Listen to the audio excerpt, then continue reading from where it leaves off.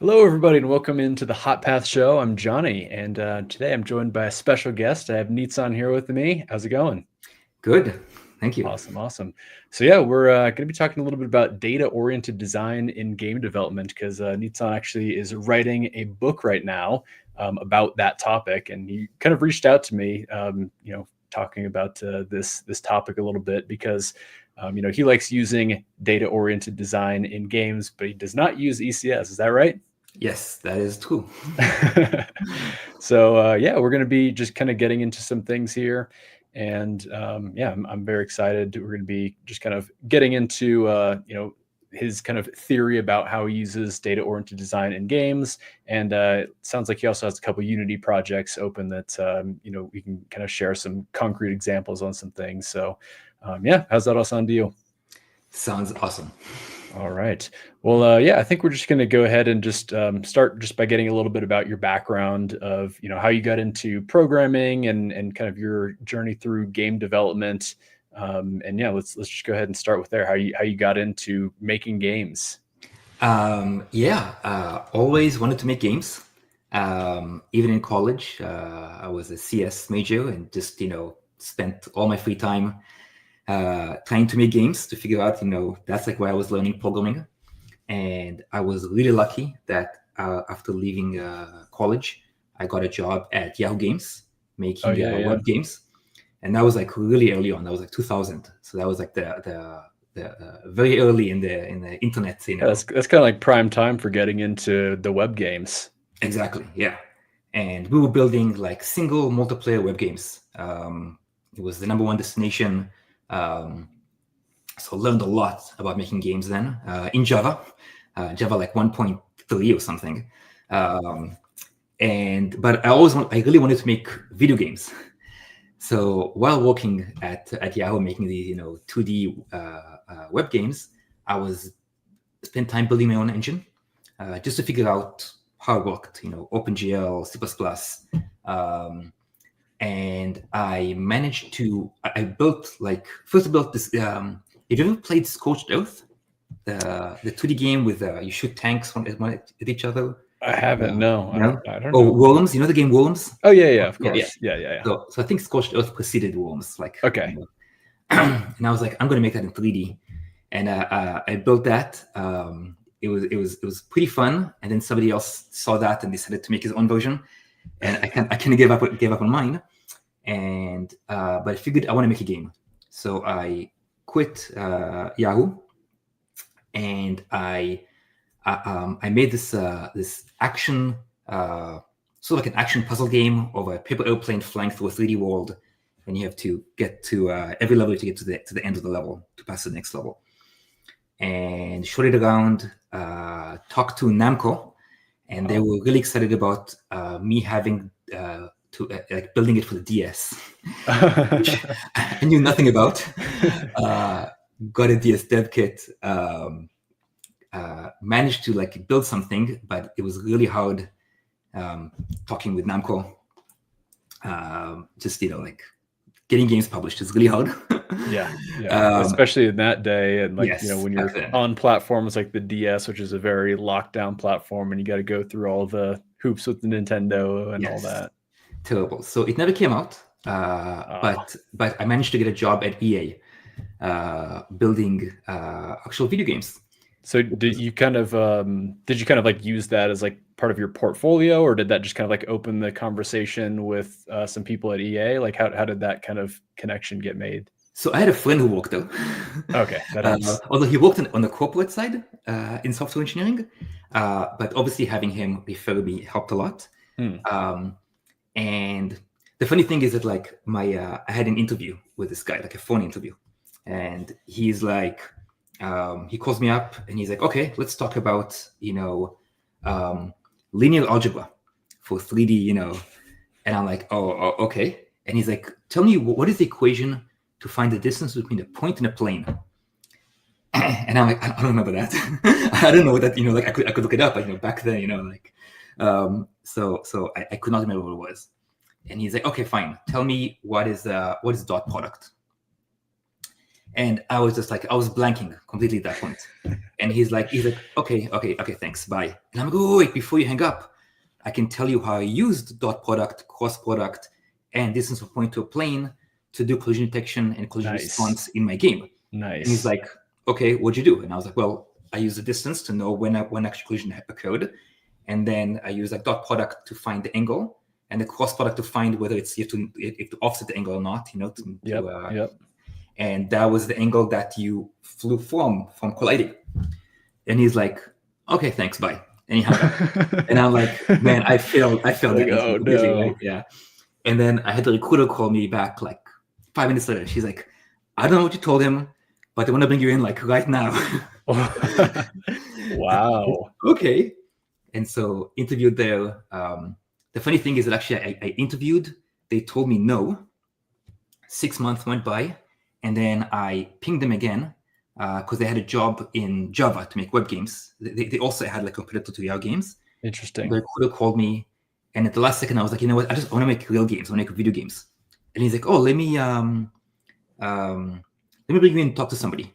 So I talked to like one person, and then he called, and somebody else called me up. Somebody who became the CTO of EA later on, and he was like, hey, you interviewed here like half a year ago. And I was like, yeah. And he's like, we were supposed to hire you, and HR made a mistake and told you no instead of yes. So I fixed it. And I was like, oh, okay. And then like he hung up. And my wife was like, what was that? And I was like, I think I have a job, but like, I don't know what team, I don't know when I start, I don't know anything, right? And then the recruiter called me, and she's like, hey, yeah, so I guess you got the job. And I'm like, thank you.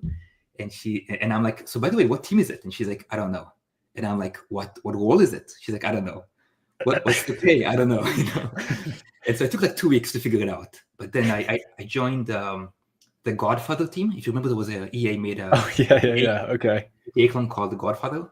Yeah. So got on that team, on the core engine team. I worked on the character creation tool, like we can like change people's nose and cheeks and make them fat or thin, like your main character. Then I made that game for like worked on that for the PS2, Xbox, the 360, and the PS3, and the Wii. Wow. Then I got on the Dead Space team. Very worked on that for half a year. And then I quit. Decided to do my own thing. The iPhone came out just around there, right? And so I made one of the first iPhone games. I took my one of the game engines I wrote, changed it a bit, and made this action puzzle game for the iPhone. And I'm pretty sure it was one of the first 1,000 apps on the App Store. Wow. But I can't find the list where actually, like, I tried looking for like that. the Steam, order of So I'm pretty sure I was under the first 1,000, but still within, like, probably within the first couple months of the App Store releasing. You think? Yeah, I was actually like, I could have gotten it earlier, but I was waiting for like artists to finish stuff. I wanted to really polish it. And have sure. Yeah. And this is like the original iPhone, and I optimized the hell out of the engine. Like, I'm sure those original iPhones were not very powerful. No, but like I was running 60 frames per second with this game. It looked amazing. I got like Touch Arcade wrote it was like the best looking game at the time for the iPhone. Cool. Nobody bought it. Yeah, I was going to ask, was this kind of because I mean, this is obviously the early days of the App Store, so this is still you're like charging some $4.99 for the game. Yeah, $4.99. There you go. Yeah. So yeah, didn't sell anything. Then I got into contact with this one company, and they had this game where you could actually like play the flute or play like an ocarina on the iPhone. Okay. I vaguely remember seeing things like this in the early App Store days. And they were like, if you could do something catchy where people show it to their friends, then it'll be very viral. And I was like, okay, let me think about that. And I thought, okay, I have an iPhone, it has a camera. What if I draw like the player and enemies on a piece of paper, take the picture, and make a game from that? And I built that, and it was called Sketch Nation Shooter. It came out, I think by then it was like 2010. Okay. It actually did really well. Like over 1 million people played the game. Wow. Downloaded and played. They were sharing games like crazy. Like, you could create and share the game. That did really well. Now, was this kind of in the more free-to-play era, or was this still a paid app? No, it was 99 cents. Okay, so it was getting closer to that. yeah. Free to play hadn't come out yet. Yeah, it was just arriving. I think right around then, ads became a thing. So some games began showing ads. Right, and you had like maybe like the free ad version with like the Pro. Yeah. And then I was making a new version, and the iPad came out. So I released a new version that worked on the iPad. And you can actually draw on the iPad now. Like you could take on a piece of paper or on the iPad. And that one did pretty well. But people were asking they're like, hey, I made this game. I want to sell it on the App Store for money. And I was like, okay, let's do that. Like let's have like an Xcode project that can take the data from this game you created, like all the assets you do, everything, and I will put it in the project and release it. And then I can be a publisher. I can both have this game creation platform and I can be the publisher. And each game could advertise the other game, the next game. And so I was releasing 2 games a day. I released 36 user-generated games. I had 36 more waiting to be approved before Apple was like, what are you doing? we don't know what you're doing. Yeah, we don't like this. And they shut me down. Wow. And so, but the funny thing is, it's like completely shut down the whole operation, not just like the new user-generated ones, or what? So the user-generated ones were left out there. But they barely sold anything. They were like $1 each. Each one was $1. And the idea was I would split it like, I think 50-50 with the creator. And what they did is they blocked me from updating the app. Okay. Which is very clever because they didn't pull the app. So I couldn't go to TouchArcade or whatever and tell them, hey, look, my app got pulled. It was like the app is still live, but I can't update it. Interesting. Which was very clever on their side.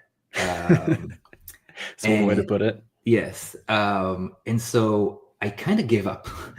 And then free-to-play began, started to be a big thing. So I figured, let me just do a free-to-play game. And I built a free-to-play game. Didn't know what I was doing. That failed. Tried doing a startup with a friend. Didn't work out. And around then, I was looking at the analytics, and I saw that this old version, which had been live for like 2 or 3 years now, untouched, suddenly was getting used a lot, the Sketch Nation Studio. And I began digging into it, and I realized that schools were using it in the classrooms. Oh, how interesting. Like schools, they got iPads. They didn't know how to do them. They didn't have any apps for the iPads. And apparently making games is part of like core curriculum today. Like it's an easy way to engage students. And so a teacher could take my sandbox, game creation platform, sort of like a Roblox 2D thing, and apply it to any subject, right? Like, we're learning about ancient Egypt, then make games about ancient Egypt with this platform. And I was like, okay, maybe there's something there. So I made a brand new version, this time in HTML5 of all things. Okay. And so I could run on the web, on Android, on iOS. Apple couldn't block me. Nice. And I began reaching out to schools. Got a lot of users. We had like 15,000 daily active users, 50,000 monthly active users. They could create even like multiplayer games you could play with each other and stuff. Ran that until 2017, when I realized that like I couldn't figure out how to make money out of it. Like there was like no money in education. So gave up. My wife wanted to move back to Israel, and I was like, okay, let's check it out there. Went there and like just visited, and I got a job offer immediately to work at this company. They were building a new engine for a bubble shooter game. So What do you mean by a bubble shooter game? So it's a genre where you're shooting bubbles up at the screen, and you have bubbles laid out in alternating rows. And if 3 or more bubbles are the same color, they'll blow up. Okay. And kind of a Bejeweled type thing or yes, whatever. Yeah. It's actually super popular. They're making a lot of money. And so worked on that a bit. And a lot of issues though. So I ended up leaving, joined somebody to make like hyper casual games. And then I learned Unity, and was making games, hyper casual games in Unity. And then the recruiter from the first company, from Lyon, the first Israeli company, went to a company called Plarium, which you might have heard of them. They make Raid Shadow Legends. Heard of this? Yes. Yes. Yeah. And so the studio that they're looking for a client team lead. So I joined, and I worked on this game. I led a team of, at the time, was 4 senior engineers working on a Match 2 game, a mobile game for iOS and Android, written in OOP. We had about 1 million daily active users, so a fairly popular game, I'd say. And that was going pretty well. And they were talking about, let's build the next game. And my boss came to me, and he's like, hey, I want to build the next game using data-oriented design. And I was like, okay, I mean, I heard of this, like dots and ECS, right? And he's like, no, we don't want to use dots and ECS for 2 reasons. Because it was a mobile RPG, which is like an auto battler. So you pick 5 heroes and you play against 5 enemies. And you have a bunch of heroes. You pick which heroes you want to battle, and then it battles by itself. The 5. Right. Yeah. And you don't want people to cheat, so you need to validate every move the player does. You want to validate it on the server too. Right. And for that, you want the logic to run both on the client and the server. Mm-hmm. So you can't. So the server couldn't run jobs. So we weren't using jobs. Okay. And ECS is. Was that just a limitation of the server that you're running? Yeah. I'm actually not 100% clear why, but I think jobs might actually be like Unity specific. They are. Yeah. So if you're just running C# like a normal .NET, server. I see. Because that is just doing like the validation logic. Is not really running like the Unity simulation on the server. No Unity, no graphics, nothing. Yeah. And that also means that you can't use ECS, because ECS is also like it's like the entities package is exactly. It's all very tied into Unity. Yeah, which meant that we had to write plain data-oriented design. My boss had read Richard Fabian's book, which we I was going to ask, did he see the Mike Acton talk or something? Yeah. So he knows Mike Acton, and he talks to him a lot. Okay. And he had the Richard Fabian book, and I was like, what is this data-oriented design? Like, this sounds like a nightmare, right? Like, we already have engineers, they know how to build OOP. We built a game which did really well. I was like, why would we waste our time building this data-oriented design? And he's like, other teams like Raid Shadow Legends, this is like hundreds of people, and they're spending so much money, and they have all these problems. And he thought that we could solve all these issues by using data-oriented design. That it would simplify, it would reduce code complexity, our game would be more performant, we could validate on the server, it would be less CPU time because things run faster, then you're spending less money on server costs. Basically, like everything, would be cheaper, faster, better, etc. So I was like, okay, it sounds interesting, and I looked at the Mike Acton talk. I looked at the book a little bit, and he was like, he claimed he could simulate like 1 million battles a second. And I was like, okay, let's try it. So I wrote by myself, I made like a little Unity project, and I had like 5 players, enemies, whatever, against 5 enemies in teams, and they just moved toward each other, and they found a target, moved toward the target. When they both met, they would fight each other, and one would die. And when one team was, totally dead, it was over. And I wanted to see how many simulations I can do. And it was very few. It was like, and I wrote it like as optimized as I could make it using OOP. Yeah, okay. And I think I did like, I don't know, maybe 1,000 simulations, in like 4 seconds or something. And so I showed it to him and I'm like, show me how you get this to 1 million, right? And he was like, well, let's see, let's try. And he's like, and what we did is we looked at every piece of data and we thought, how can we arrange it differently? How can we group data together so we're in the same cache line? Every branch, like if we're doing like an if for something, like so you have like 10 players, right, on the screen, and 5 of them are fighting 5 others, and you're trying to find a target between them, but the target has to be the opposite team. So I'm checking to see which team you're on for each one of them to figure out which one I want to attack. And he's like, can we remove this check? And it's like, well, what if we keep 2 different groups, one for my players and one for enemies, and then I can randomly pick between the enemy group. And then it's like, okay, but I have to check which one, who's dead in this. Because, okay, I removed 1 branch, right? But I have to check for every enemy, is he alive or not alive, right? What's the hit points here? And it's like, well, can we keep an array of only the alive ones and then an array of only the dead ones? So then you can only looking at the alive ones, so you save that branch, you're taking it out. Right. And like every step of the way, we were like, let's check, the performance. And like, so this one change was 10% here, 5% here, And when we were done, we were at 50 times faster. Wow.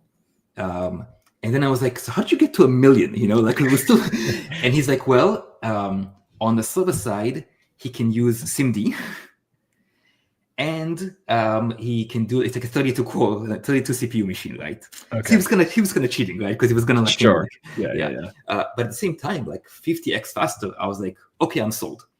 There's something here, right? Like, so you're pretty much just like slowly moving to like a structure of arrays type approach, right? Exactly. Yes. Yeah. And a big part of it is like, what do you put in the arrays?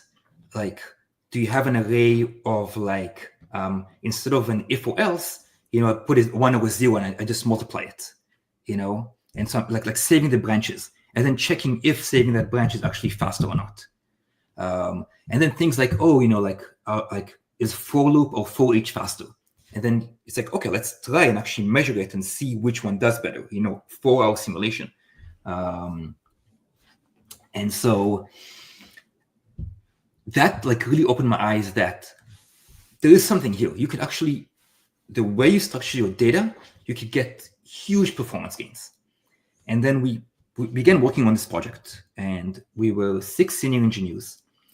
And a lot of really amazing things happened, because once you have your data in arrays, it means that you have this game data class, which is full of arrays. And I had engineers come up to me and they're like, hey, I have this task and I have to add a new array for this task. And it's like only like a 64 size array, but it's like, oh, I have to add another 64 array of integers. And I'm like, the same engineer would have no qualms about adding an integer to an object, and he has no idea how often that object is instanced in a game.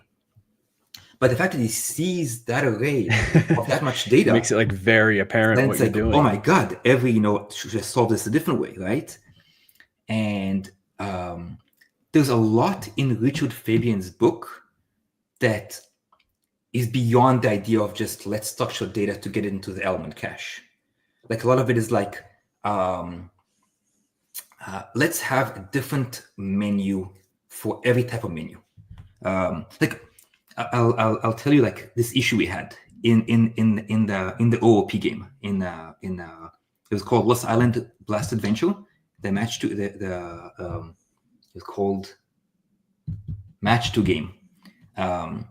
So at some point we wanted to add events, not like Unity events, like events like, oh, today you get you can win this chest, daily events or whatever. Exactly. Yeah. Yes. Yeah.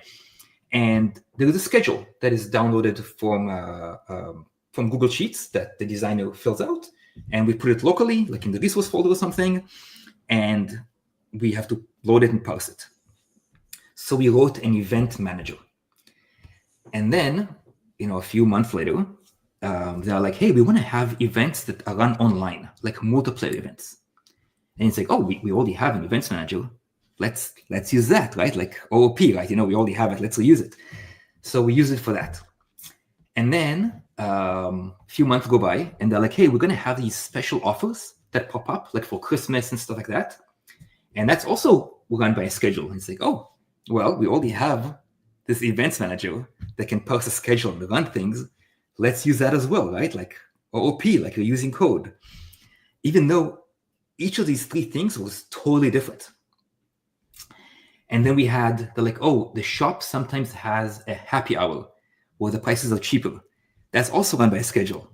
Let's throw that also into the events manager, right? At that point, QA had forgotten how many things use the events manager. So when they changed how special offers work, QA never checked happy hour because they didn't know it was using that too. Happy hour that feature was done, it was released, it was working. Why check it again? And happy hour worked. It was responsible for half our revenue, and it took a month until somebody from corporate was like, "Why is your revenue half?" For us to figure out that some change in special offers broke happy hour. Oh, and one of the things that Richard Fabian talks about, and that we kind of thought of was the second you build something and it works, why touch it again? Let's take that, let's leave that on the side. Don't touch it. And then if another feature happens to share code with that one, first of all, code duplication is not that bad. And second of all, worst case, you can do the data-oriented thing where you have static functions which take in data, transform it, and data out, just like Mike Acton talks, right? Yep. And then we'll take only that piece and put that in static function. And then you're basically building these static functions that are like Linux commands, and you don't touch them, you don't modify them. If somebody comes and says, hey, that function, I want to change it to do something else, you make a new one. Because just all these Linux scripts, right? They're all using these, these Linux commands were made 40, 50 years ago? I don't even know how long, Right, yeah. And the scripts are still running, right? Nobody's messing with those commands. And we were like, why can't we do that? Why can't we do it then when you finish a feature, we don't touch it again? And that became that's also done with the design, right? That's suddenly you're building features and you're every single feature, let's take something, let's build it only for the problem we're solving. And that kind of goes against design patterns, right? Because design patterns is you have some tasks to do, and you're like, oh, what design pattern fits this? Which was what we're doing with our schedule manager, right? We're like, oh, this is the schedule. Oh, we have a schedule manager. Let's plug it in there. And so we're literally building every piece of the game separately, and only then looking to see what code it shows with another piece, and taking that code out and putting it in a static function. With the idea that if a feature is done, you never have to check it again. It'll keep working and it won't get broken. And that worked amazingly well. We built a full-featured game, 6 engineers that other teams in the same company needed 60 plus. Wow. And so, real quick, when did you what year was it when you started working on this game? When your boss came to you and basically said, "Hey, we're going to do DoD." 2019, end of 2019. Right when Corona, COVID, fit there pretty well. Yeah. And so this was kind of also during the time of Unity Dots was just starting to be they were just starting to push this out more and more, right? Yeah. So a big issue also was that Unity Dots was not. I don't know if it even is today. How stable it is today. It's pretty good. It's pretty good. A lot better than better than it was. Yeah. Back then, even after that, at some point they changed entities completely. after that date. Like I think maybe around 2021 or something, they had like some big change or something. Yeah, around that time there was Yeah. some fairly big Yeah. changes, but yeah. Although other teams, they put in ECS to sort of like have a checkmark that says, "Oh, we're also using ECS," but it's not. Hey, I'll give you an example, right? Like at some point, we have all these game objects, right? That are visually how we visually show stuff on the screen, right? But we're moving them in logic using arrays of vector 3, vector 2, whatever. But at some point, you have to set transform at local position equals whatever position you calculated in logic. Right. And I was like, oh, let's just take all the transforms and put them in an array. And then we can parse that array and it'll be super fast, right? Because arrays are obviously always faster. The problem is that these transforms are part of game objects and they're thrown all over memory somewhere. So every time you go to transform that local position, that's a cache miss of trying to applying that position to the game object. And that's what ECS actually solves. That's a problem that ECS can solve for you. Because you can do all your game logic using traditional data-oriented design, but then to actually interact with Unity and OOP game engine, for that you have to use ECS. Makes sense. And so, I mean, what was like the development of this project like kind of learning data-oriented design? Like, it sounds like you kind of had that like experimentation period where you're like starting to figure things out, but I mean, still making a full project with it. Did that have to be like a big switch, like from all of your like previous years of experience doing more OOP type projects? So yeah, it was a really, so you have engineers who have been doing 10 plus years of OOP, and suddenly you tell them let's do DoD, and so we saw a lot of issues like you have a new feature and you have to implement some enemy behavior, and it's 3-4 variables that are together, and the first thing that an engineer goes is, oh, let me throw these these variables into the same object, and then they're like, oh wait, I'm using DoD. I can't use a class. Let me throw them in a struct. And then instead of having structs of arrays, you start having arrays of structs. Right.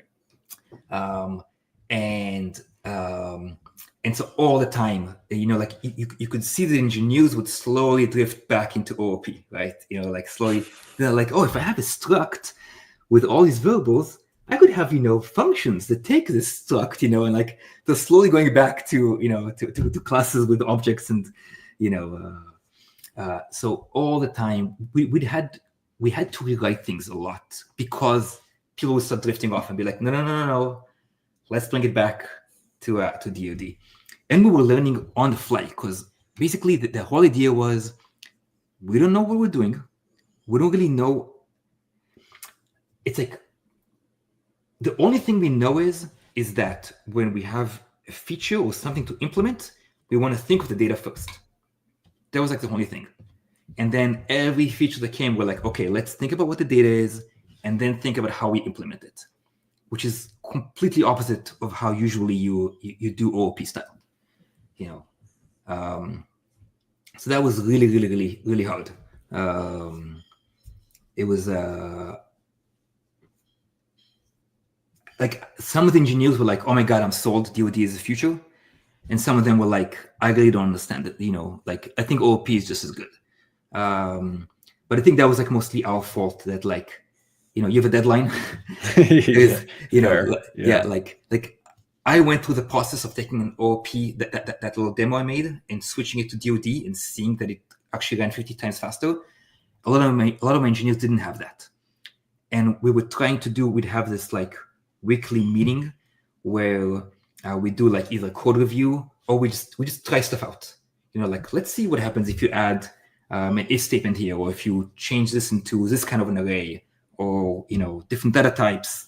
Just experimenting and seeing what happens to try and get people into the thought process of, let me actually think about what happens under the hood when I implement things. Like people are too tied up into quick, easy solutions, right? I saw a video about Unity optimization and it said I shouldn't do this, so I'm not going to do that. Or I read, a Reddit post that said I should use switch instead of if else. I'm going to do that, and very few people actually stop and think, let me try to actually figure out what is the change, what actually happens. Like, I'll say, like, my boss, what was amazing about him, I'd ask him questions and he'd be like, I don't know. And he'd be like, how can you not know? And he's like, I don't know, we have to try it. Like, we have to actually try it on the device that we're going to be running on and seeing what happens on the device and if it's better or not. Yeah. I think that's like such an important part of data-oriented design, is like, it's really just like making decisions for how best to structure your application for how it's going to actually run in practice on your target device. Yes, exactly. Even when I was, so for the book, I was like, okay, let me actually like write real examples. And actually, I can even, if you want to, I can show an example right now. Yeah, for sure. We can see how it doesn't work, and then we'll modify it so it does work.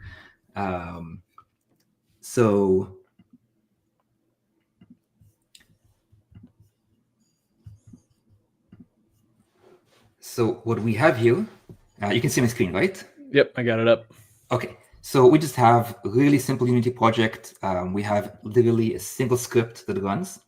And let's take a look at what the script does. And you can see the screen, right? Yep. Okay, so let's actually remove that. So what we have here is we have an enemy object. This is a regular, like usual OOP object. Right. And all we're doing, all your data and your functions all in the same class here. Exactly. And we have, position, direction, and velocity. And we're just trying to move this object by taking direction times velocity and moving it. And normally, when you have an enemy object, you also have like hit points and what is my shield, what is my dodge. Before you know it, this class is just full of variables. Yeah, totally. And these variables are not necessarily going to be in order. People rarely think about the order that the variables are in a class. And so it could literally happen where you have position, and then you have some other amount of objects of data, and then the direction, some more data, and the velocity. So to simulate that, we have padding. So we have 64 bytes of padding that we're putting between each one, and we can call this move function 10,000. Actually, it's like 10,000 times 10,000 times. Which I'm not going to try to do math live. A very big number. A very big number, yeah. And so we can try to see how long that takes. And we can try and see what happens if we just move like data locality, which is a big part of our design, which is we want to have our data local to each other. So we'll move the padding, we'll put the padding together, and we'll put the data we want together in one place. And then you can also say, hey, you know what? I'm going to take, in my game, I'm still going to use OOP, but instead of having like an enemy OOP object, I'm going to call it enemy move. And it's only going to be for moving, and then so the only thing I'm going to have in this object is just the variables I need for it to do what it needs to do, which in theory is really great. In practice, tomorrow you'll need position for something else, direction for something else, velocity for something else, and then you either duplicate, variables, or you have more and more variables start adding up here, and next thing you know, you're back to this enemy OOP with a bunch of variables that are all like, mixed together. And then we have the actual DoD design. We have an enemy data, and we put the data we want into arrays. So we have all the position in a single array, all the direction, all the velocity. And the key thing here is that when we think about how modern CPU architecture works, and you have a great video on that, which I mentioned before, like on that you actually show how data goes into the L1 cache and how cache lines work. And so here, our cache line, which is the size of it depends. Basically, when we ask for M position, the CPU doesn't just grab M position. It grabs M position and some data after it. And that's what CPU cache prediction basically is what data gets filled in that cache line. And the cache line is usually about 64 bytes, but it's different on every machine. But so that cache line would have M position and then all this data from padding 1. And then when we need M direction, it will have M direction and then all this stuff from padding 2. And same with M velocity. Whereas here in enemy move, it'll have M position, M direction, M velocity, and then it'll have the next objects, M position, M direction, M velocity. And in data-oriented design, when we call M position, we'll have one cache line with all the positions, as many as they can fit, one with all directions they can fit, one with all the velocity. So in theory, if we try to call move on this, and all we do here is just basically call, here I'm initializing them to default values. Right here, I'm basically calling, I'm going through the entire array size, using enemy index, and I'm saying the enemy index of this position plus its direction plus its velocity. Here, our data we need is almost always going to be in the L1 cache. Whereas when I call, like, if I make a pool of the enemy objects and I call move, and it goes to our move up here, it's going to have the M position, M direction. When it calls M position, it'll have other data in the L1 cache. The padding 1, padding 2, padding 3 is going to, from all the objects, is going to fill our L1 cache. It will have very few of the data we need. Right. So we'll have to go to main memory to get it. And if we run this, this project, it might take a second.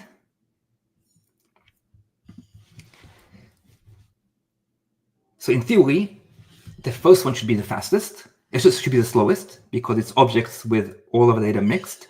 The second one, data locality, should be a bit faster. And then optimized OOP and then arrays. But you can see here that OOP took 3 seconds, 3.1 seconds. Data locality actually was slower. And optimized OOP took also 3 seconds. Like, there's very little difference here. Yeah. This is not something that you're like, you look at this and you go, I don't want to do DoD. There's no point. But a big part of it is understanding also your target hardware. And this MacBook Pro that I'm running on actually has a 128 kilobyte cache line. Oh, okay. So what we're going to do here, just to test it, let's just make our padding a lot bigger. And we'll try it again.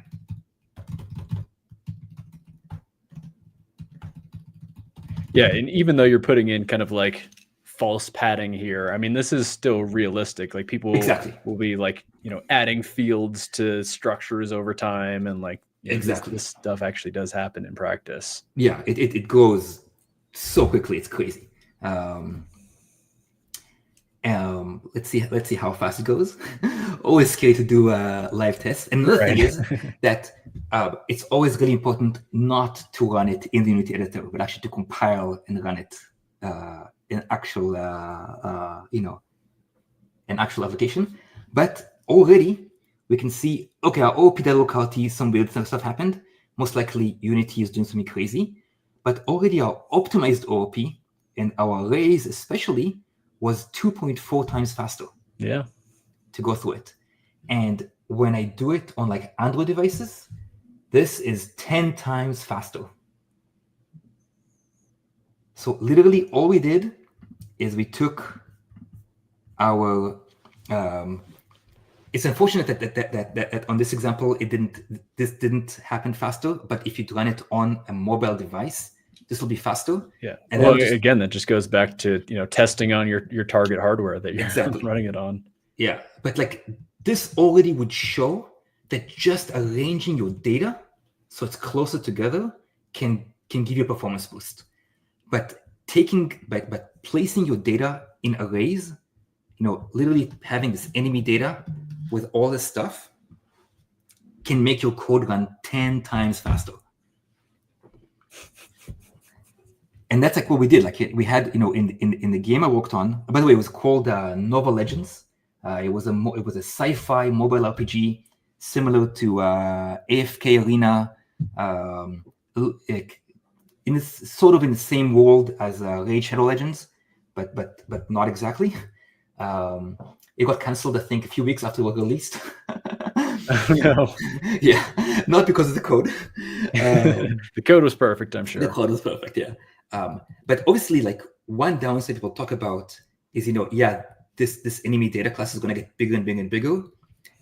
But at the same time, this is all the data we need to run a game, which is like, it's pretty crazy to think about that. Like you have all the data here, but yeah, but all you have to do to do DoD is take any data class, any game data class, put your data in arrays, and then have, we can put this in its own static function that takes data in, which would be the arrays, transforms them, which is actually like doing the calculations, and the data out will be the new position.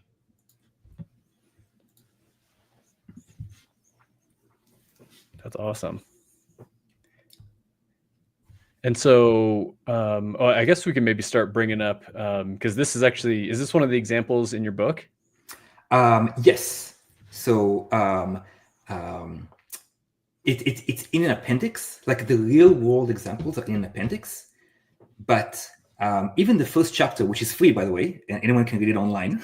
Yeah, and I suppose we should let people know, you are writing a book on data-oriented design for games. We do have it linked. I believe it's like in the top of the description of this video.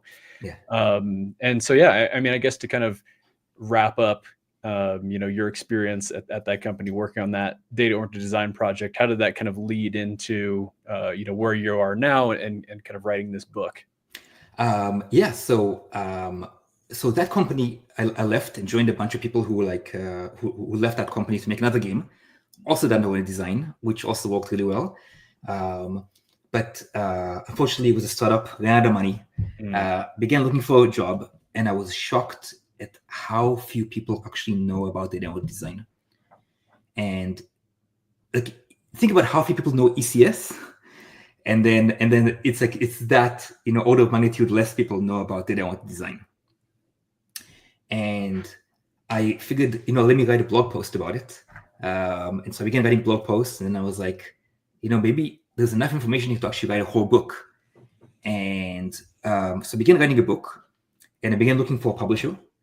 And at some point I was like, let me search if there's other books other than Richard Fabian's. And suddenly I found a book called Data-Oriented Programming, and published by Manning. And so I looked up I found the author on LinkedIn, and I pinged him, and I was like, hey, I want to write a book about data design. I'd love to talk to you. And so I talked to him, and he's like, yeah, data-oriented programming is different than data-oriented design. And we're arguing, and I realized his book is not about performance. He's from functional programming. And at some point they realized that, functional programming, you have, like everything in functions. And they realized, hey, we should have our data separate as well. And if you separate the data from the logic, that actually reduces code complexity. And he figured he'll write a book about that. So his entire book is about how to reduce... Much more like the architectural side of things. Exactly. Nothing about performance. And so he got me in contact with Manning, and they were like, oh, we want to publish a book. Because his book did really well, data-oriented programming. And so my book is data-oriented design for games. And it was really interesting to suddenly see how somebody approached the same idea from a different angle. Yeah. I mean, to be fair, I do really like data-oriented design from an architectural perspective, but I mean, it is kind of interesting when you're like, purely looking at the architectural side of things and almost like not considering performance so much. Yes. Yeah. I see there's a lot of comments. Do you want to look to see if anyone has a good question?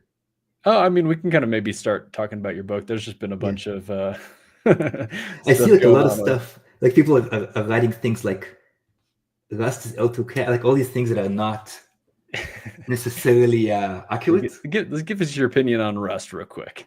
I've aside from hearing that you can use Rust apparently to make games, I don't know anything about it. Yeah, I know. There's kind of some like interesting memory management stuff with some kind of borrow checker type thing, but Is it managed memory also? I think that's kind of the idea, is like, it's not like truly managed memory, but it is kind of a way to, I suppose, avoid some of the issues that some people run into with a purely unmanaged approach. I mean, again, I don't really have much experience writing the code, so I can't like speak to it too much, but yeah. So the book, like, so chapter 1 gives you like an overview of data-oriented design and how it can be used for performance, for quad complexity, for making your games easier to build. But chapter 2 and 3 are all about memory. Yeah. And a big part of that is like how, Unity and the garbage collector can wreak havoc with your game. And a lot of people are not aware of that at all. Even, we were talking about how funny was my interview at EA. My interview at Plarium was, I was talking to my boss, and 30 minutes of talking to him, and he asks me something about how would I solve something, and I was like, oh, I think I would use a dictionary. I mean, it sounds like a problem that's good for a dictionary, but you really don't want to use that during runtime. And he's like, why? And I was like, well, because of memory. And he's like, okay. And he's like, you were the first person I interviewed who's talked about memory. And he's like, just so you know, I'm going to hire you.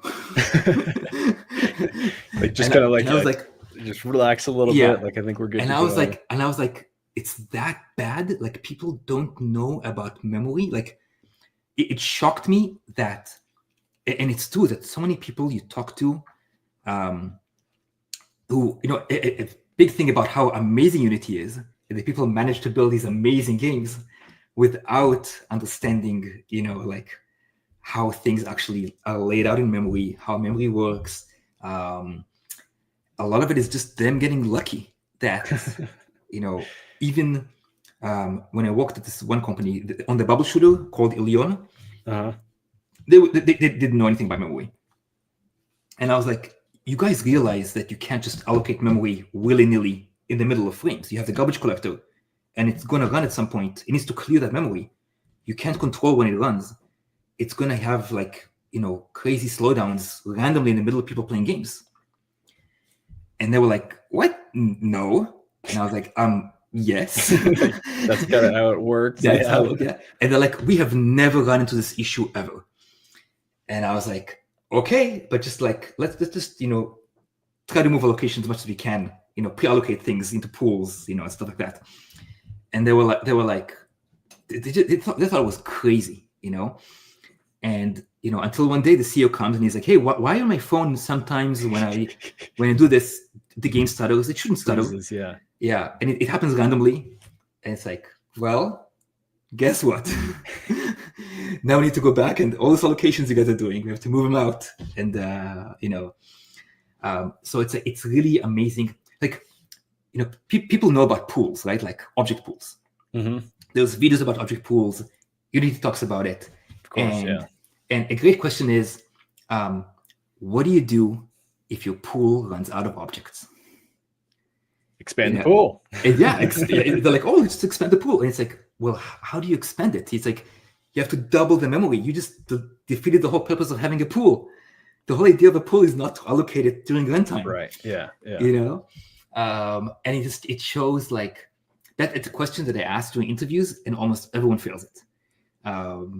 Because it's just not, people don't think, like, especially Unity, because instancing an object takes so long, people think about it from the performance side. Or let me instance my objects into a pool, instantiate my objects into a pool, and that'll save performance. They don't think about the fact that this is a memory that you're allocating, and you might be allocating it, later on when you fire. Even one of the Unity tutorials has you like in a spaceship firing bullets, and they're like, let's instantiate a bullet, and then when it goes off the screen, we're going to destroy it.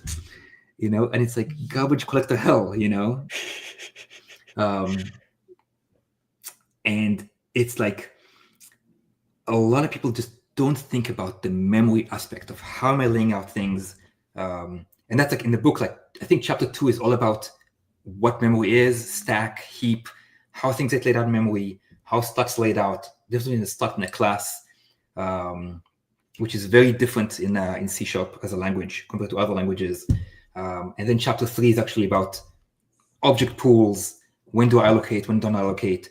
What is like, how should your memory in your game look?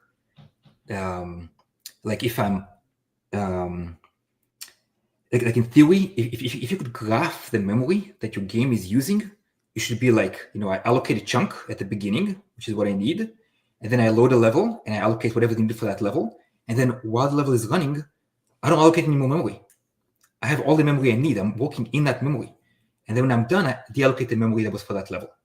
And so it should just be like different steps. So are you building any like custom allocators, or is it just you're just kind of like blocking out arrays for your structs? So in C++, I would build a custom allocator, right? But in C#, can't do that. Yeah. So it's pools. Like an array is a pool of data types, right? Like it's just like a pool. So you have to create an array that is big enough to hold all the data you need for that level, so you never have to grow that array. Right. I suppose for like finite levels where you kind of have like a known number of objects, so, that's fairly easy. But are there times where, things can be a lot more dynamic and you kind of almost have to like make guesstimates of how big these pools kind of need to be? So that's a good point, that you actually have games where it's not that simple. Like, let's talk about survival games, right? Yeah, heck yeah. Vampire Survivor, Dot Survivor. You can have a lot of enemies on the screen, right? Like, the experience you drop, right? You can drop these little experience gems that you pick up. Yeah. You're dropping if you're just standing in the middle and you're firing at all the enemies around you, you're dropping a lot of these, experience gems, right? Yeah. And they have to kind of live in the world persistently. Yeah. In the world persistently, you have to keep track of them, and it's how many gems do you drop in the game, right? That's the question, right? If you have a game designer, that's a valid question. You should ask them, right? Mm-hmm. Like, what is the maximum number of gems that I expect to have, right in here? And you don't want. So actually, maybe Vampire Survivor is a bit of a bad example, because the FPS does drop if you leave it running for a long time. People show the games like. Actually, so I was gonna chime in and mention. Do you know how Vampire Survivors addresses this? So I'm the gems. I looked at that, and I'm pretty sure that the gems become it replaces a gem with less experience with one with more experience. So there's a finite number of gems. Yeah, I think what happens is like once you reach like 400 or 500 gems or something like that, then like all the experience just goes into like one single gem. Exactly. So you can actually pick up like one gem and it'll give you like experience from like 1,000 monsters or whatever. Yeah, I think something like that. Yeah, but I have seen it like people are showing it. Oh, I left it running on my Steam Deck overnight, and it's like 1 frame per second. And for that game, maybe it's fine. But if you have like a bullet hell game with like really like night, like 60 FPS, fly between bullets, to fire at an enemy, you don't want your game to be slow right at the climax of the game. When it's most fun, that's not when you want the game to be slow, right? Right. Yeah. You want to be able to figure out what you want to do. Actually, you want to build that boss battle first. Optimize the worst case. Heck yeah. Optimize the worst case. Have that run 60 FPS, and then everything else, run normally, right? Like, I remember I was playing Red Dead Redemption 2, and one of the last missions, you have like the whole posse like riding with you on the horses. And I was like, wow, I was like shocked. Like, you have so many people on horses riding through the world. And it's like, that's the worst case scenario. Mm-hmm. They had to make sure that runs at 60, 30, I don't know, FPS, whatever the target was. Yeah, and especially if it's like, one of the last things in the game. You don't want people having like a bad experience, because like, they're going to remember the last thing that they did in that game. And if it was like a bad experience, like they're just going to have a sour taste in their mouth about that game. Exactly. So you want to make sure your pools and your memory have to be able to manage that worst case. And although there are some games where even like Vampire Survivors, because it doesn't know what weapon you're going to pick. So it can't necessarily create a pool of this kind of effects, right? Because it'll only know once you pick up the weapon. And for that, I mean, there are solutions, right? Like obviously they have, you have the game stops because you have that menu of pick the weapon, and maybe they instantiate that pool when you pick that, there's something that can be done. But I highly doubt that they're allocating on the fly every time a new type of effect happens, and and then they're moving it when it flies. They have to create a pool and know what is the maximum number of that pool. Yeah, makes sense. All right. Was there any other things in your Unity projects that you wanted to showcase here? I have one more I can show. Yeah, let's see it. Yeah. So let me present again.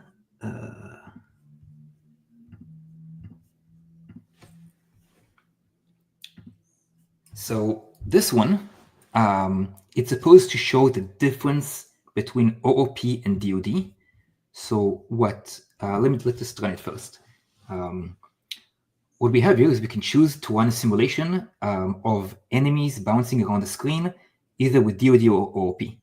And so if we do DoD, what happens is it's instantiating. It's simulating more and more enemies, and every I think 60 ticks, it doubles the number of enemies that it is simulating on the screen while trying to maintain 60 FPS.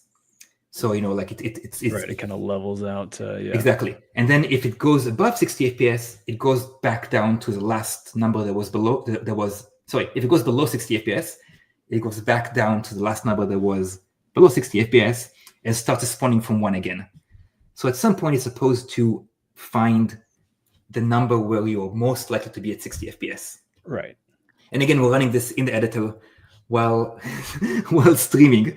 So, not going to get the best numbers, obviously. But it looks like around, like 1,290 something is, about what we have here, 1,285 for DoD.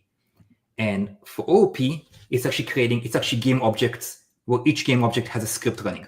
So the DoD was arrays, and the OOP is just these objects running. Yeah, we can already see at 500, it's well below that 60. Exactly, yeah. And so when I run this, when I compile it and run it on my Mac, and actually also on iPhone or Android, I'm getting about 10 times more in DoD versus OOP. Now, if you want to look, just in the code, because I will say something that obviously the code can be optimized, but whatever optimization you will do to OOP to make it faster would actually be moving toward that on design, because the actual issue here is the fact that OOP has to hit the main memory. That's a limitation. Yeah, you're limited by all your cache hits or cache misses, basically. Exactly. So, like, if we look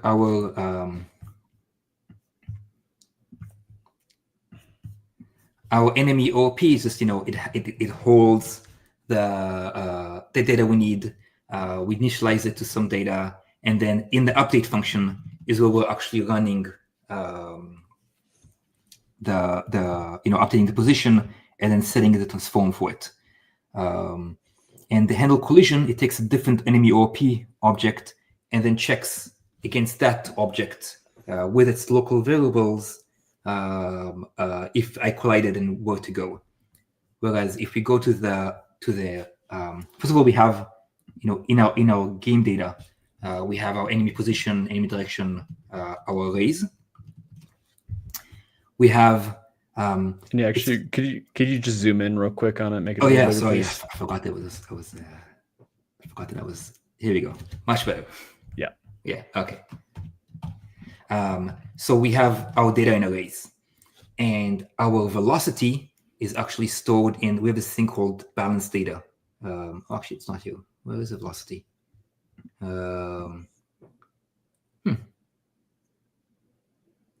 I forget. Okay. This is just a little thing, but is there any particular reason that you're using class instead of struct here?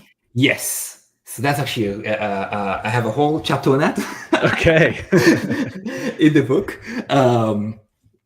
So in C#, So a class is always stored on the heap.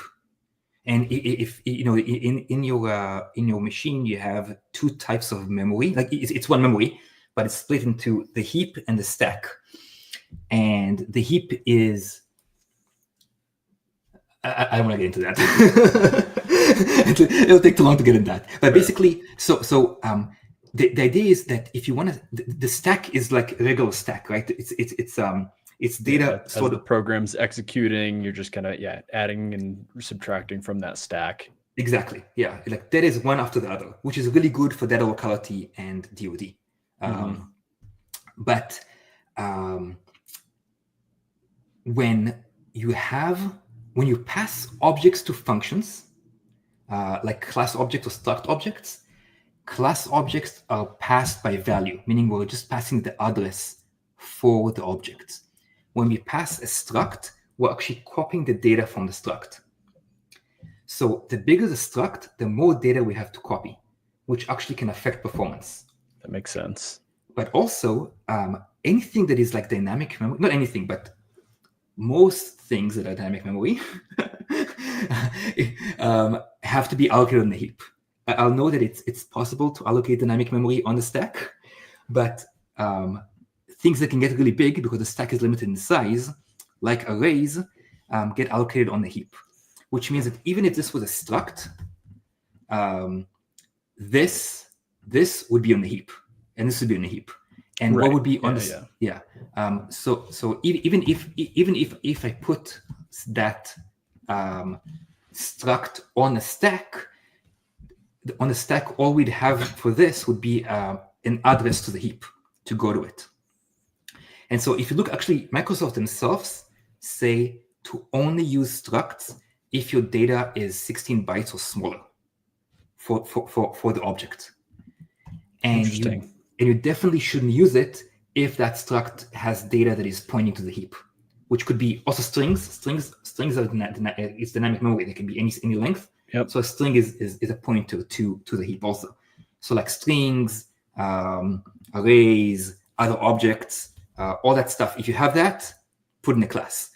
So So in the book, there's a big part about stack and the heap and structs and classes, because to explain why do you actually make why in Unity and C# with DoD you want to make a class of arrays and not a struct of arrays. Interesting. Yeah. Cool. Good to know. Which is funny. Yeah. And then of course we have our DoD, like just a logic function where it's it's static, so it doesn't rely on any data which is not passed into the function, and it just relies on the function on the data that gets passed in. So to every frame for our DoD simulation, we're getting the game data where we have the enemy count is how many enemies we're showing on the screen right now, and then we calculate we got the position direction, we do the wall collisions, and then we set it back to the correct values. And then to handle enemy collision, we actually just run around the arrays like an index of I and j into the enemy positions and enemy direction arrays that we have. And the one downside is because we're using Unity, which is an OOP engine, is that even in the DoD simulation, if we go to our DoD tick, we run the logic, which actually moves the enemies, but to visually show the game objects in the new position, we have to go to our game object transform local position, which is at least, it's right there. You have 2 hits to make memory. Which is where ECS, this is where you could use ECS, to really split it up, because then ECS would make it into entities, and the whole idea of entities is actually taking this data out of the game object. It kind of almost does that structure of arrays approach for you. Like exactly. The entities package is all behind the scenes, putting in things into arrays, and then you're just using your entity ID to index into whatever type. Yeah. A good example for this is that this simulation, which it's pretty much like almost like a real game, is that we have game, which is it's a singleton, it's a monobehavioral. It's singleton monobehavioral, which actually has start and has the update. So it's a real monobehavioral, and that runs our game loop.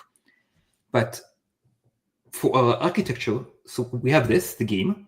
We have the game board, which is what actually visually shows the game. It's also mono-behavioral because we have game objects, and it actually has our pools of game objects. I think also here, I was using a list as an example for that. Okay, we can talk about lists too if you want, and why you shouldn't use lists. Yeah, I remember, like, I think we were talking the other week. You had kind of mentioned this. I mean, yeah. Do you want to get into that?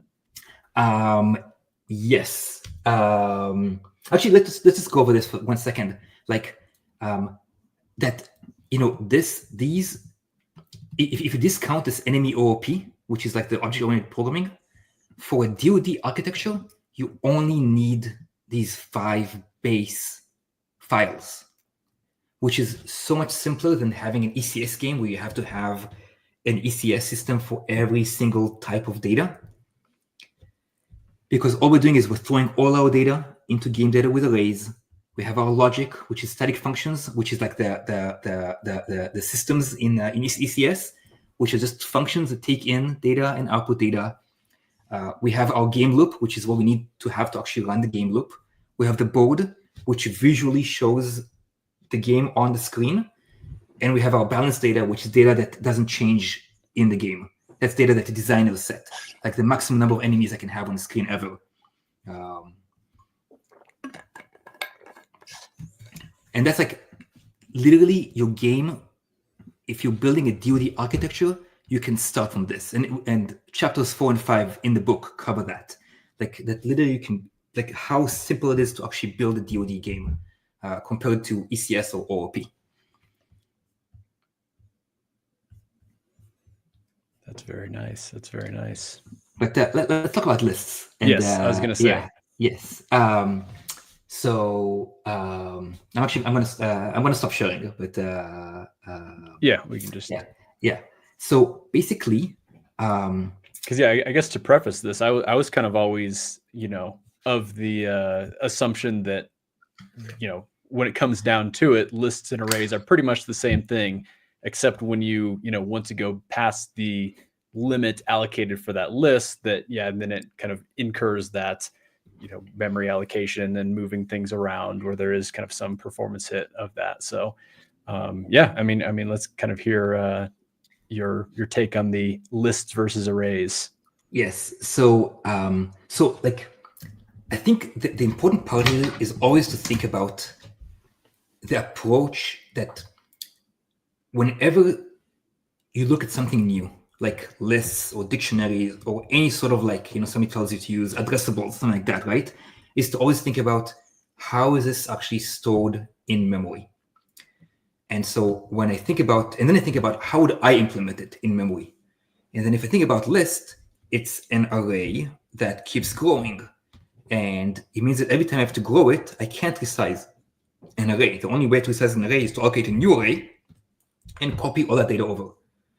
Which means that every time I use a list, I need to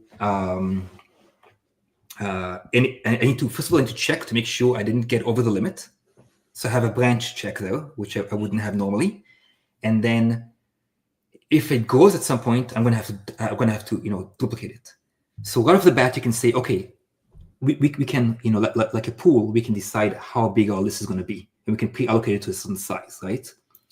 And then we can just say, let's just use the list to this big, one size. And then the question is, okay, why not just use an array then? If you're already setting the list to a certain size, you can just use an array. But then people say, oh, well, I can add and remove from a list. And the question is, again, okay, like let's say if I remove an element in the middle of a list, what actually happens? It's not a linked list, it's an array. I'm going to have to remove that variable and copy all the variables over. And if I don't know where that index in the list is, if it's toward the beginning, that's a lot of copying of memory. And copying of memory is really, really slow. So like all these operations that list does, each one of them is really, really slow. And then the best thing is obviously to say, okay, let's just actually try to run list versus array and see which one is there a performance difference also, right? One of the things that I mentioned before that, I made that OOP demo, and with my boss, we sat down, we tried every single change to see what performance, difference it made. And one of them was changing list to array. And suddenly we had a huge performance hit, a huge performance increase. And it turned out that in C#, if you actually look at the at how list is implemented, list has an array internally.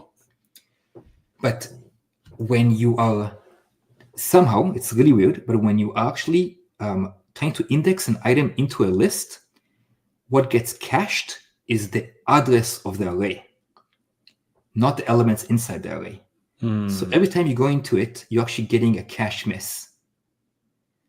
And when I actually tested, and you can try it too, and I really think that anybody who's on this should try it and try to do. I love how people are like writing weird stuff and totally false things in the comments. Weird going on. Yeah, like, chat today. I'm sorry, guys. Yeah. I don't know. Yeah. Well, people. I noticed that when you tell people don't use lists, or we can even talk about dictionaries and how you shouldn't use dictionaries, people lose it because these are things that they use on a daily basis. People just use it blindly because somebody told them it's okay to use, and they didn't stop and think, how is it laid out in memory? What happens in memory when I use these things? And so list happens on Android. Accessing an element in a list is 6 times slower than accessing an array. 6 times, wow. Yeah, and I think on iOS it was like 4 times. So just changing from lists to arrays, your code will be 4 to 6 times faster. And just because of the quirk of how C# implements that, something there is weird with how it caches that array, right?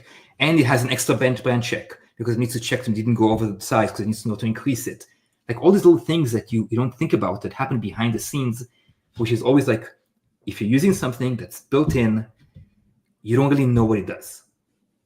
Well, in this case, you can know, because you can look at IL2 CPP, but nobody almost goes actually and checks it, right? Right. Yeah. Dictionaries are like 10 times slower than an array access.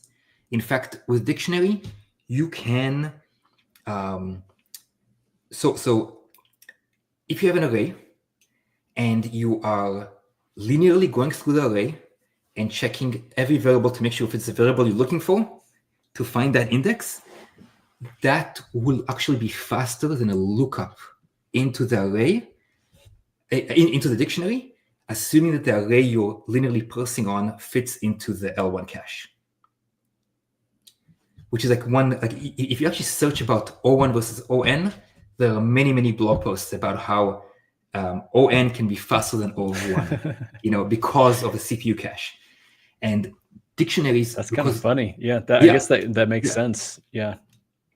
And dictionaries, and the cool thing about data ON design is we can take our data and we can format it in a way that we don't need a dictionary during runtime. Like if you have an enemy and let's say you have a bunch of Pokemon you're trying to catch, or they're running on the screen, right? And you have Pikachu. Gotta catch them all, right? And one of them is called Pikachu. So you're like, okay, I have all of Pikachu's data. I'm going to throw it in a key called Pikachu, and I'm going to put it in the dictionary. And obviously that's not that great, right? But your code doesn't actually care who Pikachu is. It doesn't know who Pikachu is. If Pikachu is a 0 or a 1 into an array, that's fine. It doesn't care. So you could format your data at tool time so Pikachu will be index, 15 in your data. And then in your logic, you're just hitting, index 15 every time into the array. And then you don't need dictionary anymore. Because the dictionary itself, you have to hash the value. You have some sort of an array. It's in memory somewhere. It might not be cached. That's a hit into main memory to go into the array. Right. You got to that value. You might have a hash collision. So now there might be a list there, or it depends how the dictionary is implemented. You most usually have another hit into main memory to go grab that data. If you put your Pikachu into an object, that's a third hit now to actually retrieve, because all you got is an address of that Pikachu object, right? So, and so really quickly you're getting into, a lot of, cache misses. So, and also let's not forget that if you're dynamically adding to the dictionary, how big is the dictionary? At some point, it's going to have to duplicate its size. That means allocating a whole new dictionary, copying everything over, and if you think about it, like lists especially, they're getting bigger and bigger and bigger, and you're taking that list, you're duplicating its memory, allocating it. You have to keep the old list and the new list in memory to copy the values over. It's going to get slower and slower and use more and more memory. And at some point you can crash because you're using, potentially almost 3 times as much memory, because you're using that original list. You need one more element, so you're doubling that. Right. So that's like 1, 2, 3. You almost kind of like, it's not just like how big is your, array, list, whatever you want to call it, going to be, but it's like you kind of have to factor in, there might be a little bit of a buffer when you're like, creating the new one and moving the data over. And the buffer gets bigger and bigger because it doubles the memory. You can actually, lists especially, you can output, it's called capacity and count. And one of them is like, I think it's called capacity. So you can actually like, add to it, and it'll show you capacity is 1, 2, 4, 8, 16, 32, as you're adding more and more things. So basically it's like all these, tools that are provided to you by the language and by Microsoft and by Unity. It's always like really important to stop and think, do I actually, like, how is it implemented? How is it used in memory?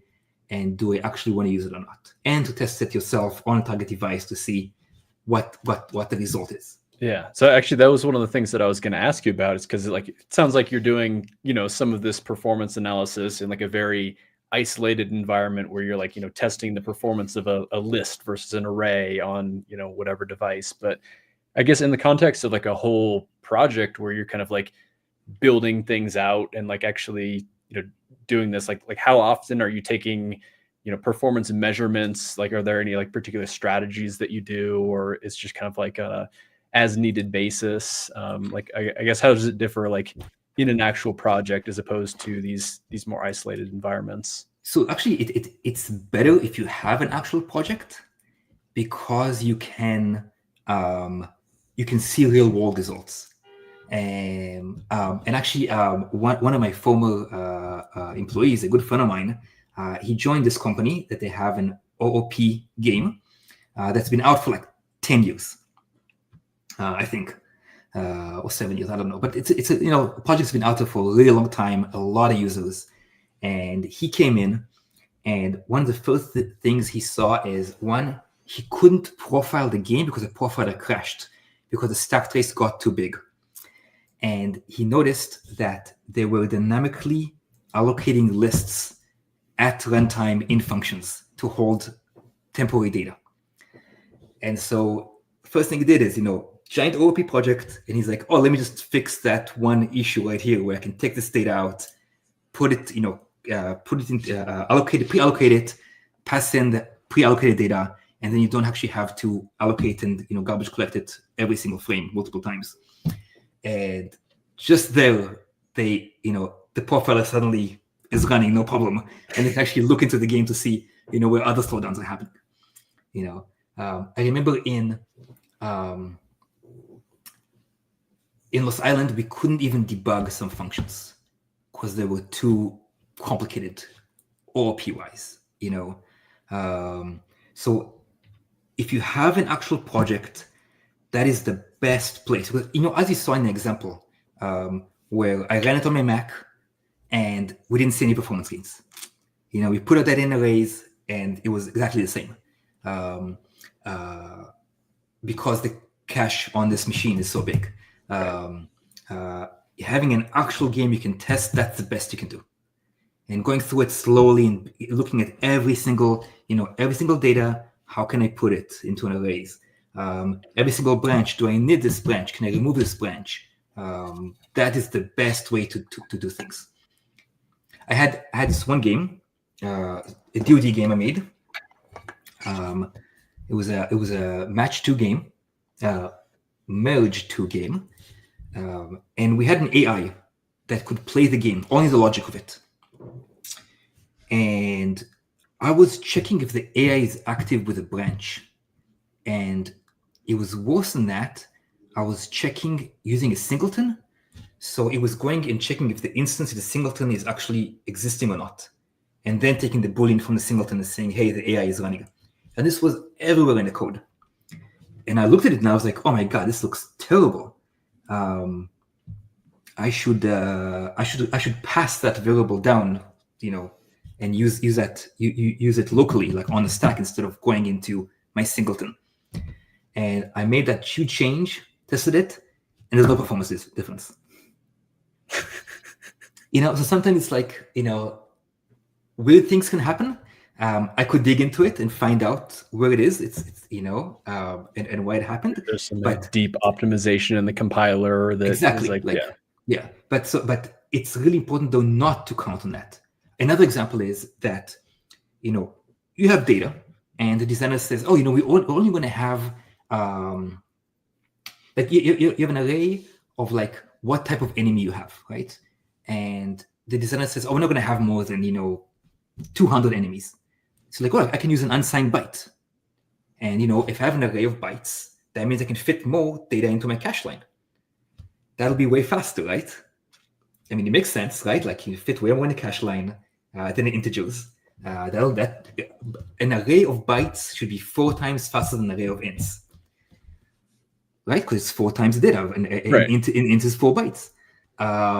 It's not. It's slow. It's slower. CPUs are optimized for integers. It's totally copying that data into an integer register for each byte. So it's always important. Like even when it makes sense logically, always test it on a real game and see what happens. That's the best thing you can do. And if you have an OOP game, going into it and starting to slowly make changes, and every time measure them and see, am I actually seeing a difference on the device, not in the imitator. That's the most important part. Is really great. It's a great way to do it. Yeah.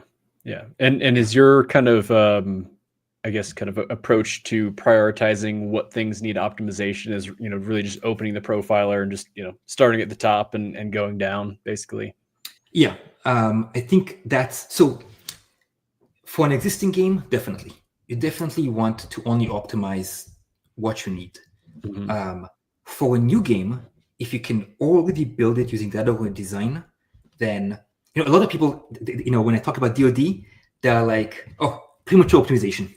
It's not, like I'll do DoD when when I run into the problem, or when my game is slow, then I'll look to see what parts are slow and I'll change those to DoD. I hear that all the time. Yeah, and the truth is that one, you might not have time to go back and optimize things. Like time, usually you have a really tight deadline. It might not be even possible.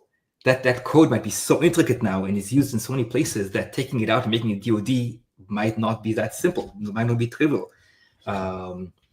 So writing your code so it's naturally optimized by thinking of how it's laid out in memory and how it's used, how the CPU uses it, how CPU cache uses it, etc., then is a lot better than at some point saying, oh, my game is running too slow. I'm going to check, a week before release, I'm going to throw the profile up there and see why I'm getting 10 frames per second. Yeah. Because it might not be fixable. Right. Yeah.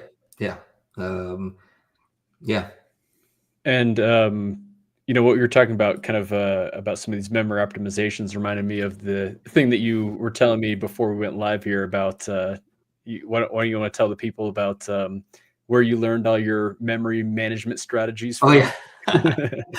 So yeah, like the reason that I always think about memory is back when I was a junior engineer at EA, I had back then we were using like Perforce, I think, for version control, and you could add comments to people's commits. And on one of my commits, I suddenly saw that somebody put like 9+ page comment explaining stuff about memory. And this was just like on one single commit or on like over the course of a bunch of them? One commit. It was like this passive-aggressive comment about, I can't believe I have to explain to you how memory works. And like, it was like everything I learned about memory, I learned from that comment that some engineer passively aggressively wrote on one of my commits. And since then, I was like, oh my God, I don't want somebody else to comment on my code like that. So since then, it kind of opened my eyes that like, yeah, you should always think about how memory is laid out and allocated. Everything you use, like even like when I began doing Unity and saw people doing new vector 2, and I was like, oh my God, they're allocating memory. They're using the new keyboard, right? But vector 2 is a struct, and it turns out in Unity, when you do in C# when you do new on a struct, it goes to the stack, unless it's a member variable of a heap allocated object like a class, and then it'll be craziness, right? Like, but it's one of those things where like if you see new happening in the middle of a function, you should stop and go, wait a minute, is this where is this memory? What's happening here, right? But yeah, it's always good to work with scary engineers. Sometimes it takes those types of engineers to open your eyes to something that they wouldn't think of otherwise. So exactly, yeah. I mean, was that like 9-page passive aggressive commit thing enough for you to just kind of like start learning about memory management more, or like it had a bunch of info in there that kind of made you thought about things differently, or did that just kind of like start you to research into things more? I think if I remember correctly, it was basically how data is allocated and how you should allocate data and then remove it in the opposite way. So like so you don't want to leave holes in your data, because then your memory can fragment. Yeah, because you might have a hole in your memory. Like let's say I allocate a bunch of objects, and then I remove one of them. Objects are added into memory where there's room. So now I have a hole in my memory, which maybe it's 1 kilobyte, let's say, right? And my next object is 2 kilobytes. The memory manager doesn't know how to split objects. It can't do that. It needs to find a chunk of 2 kilobytes that is free to put that in there. And what happens is if you're allocating willy-nilly during frames, you're leaving all these holes, and the holes only get cleared. Actually, they never get cleared. Because in Unity, the garbage collector is non-compacting. Some garbage collectors compact the memory, which is also bad because they're actually copying memory around while your program is running, which you don't want. Which is why Unity doesn't do that, because it doesn't want huge chunks of data to be copied while you're trying to run your game. But because it's non-compacting, it means that there's holes that are being left in your memory. And at some point, you might want to allocate, a huge texture or something that's really big, and like it's 4 megabytes, and you might have 4 megabytes free, but that 4 megabytes is a bunch of holes of 1 kilobyte here, 2 kilobytes there, and your memory manager is gonna go, I'm out of memory. Game crashed, out of memory. And back then also we were making games for like the PS2, which had 32 megabytes, total. So we had to be, really careful with how to use memory. Absolutely. Also, I'll say like at EA, so first week I'm there, we had a team meeting, and this big guy was talking about something he was doing. Next week we had the meeting, he wasn't there. Somebody asked, hey, where is, what's his name? And they're like, oh, we fired him. And they're like, oh, why did you fire him? Oh, he was asking too many questions and taking away from the senior engineer's time. So after that, I was like, I don't want to get fired. I'm going to try, to be like, so when I got that comment on my, obviously some engineers spent a lot of time, 9 pages of comments on my commit. I was like, man, at some point, this engineer is going to go to my boss and be like, gotta get rid of this engineer, like where Nitzan he's taking away from my time. His commits were so bad. I read all these commit mess. Yeah. So like it really like I wanted like I don't want to get and also like it made sense. The stuff he said, once you think about memory as a linear chunk of like Lego blocks you're putting up there, it kind of makes sense that, oh, okay, every time I'm allocating memory, I'm doing something. I'm using a list. It allocates memory. It uses these chunks. Where does it put them? What does it do with them? And especially I want to write really good games that have really high performance and are really awesome.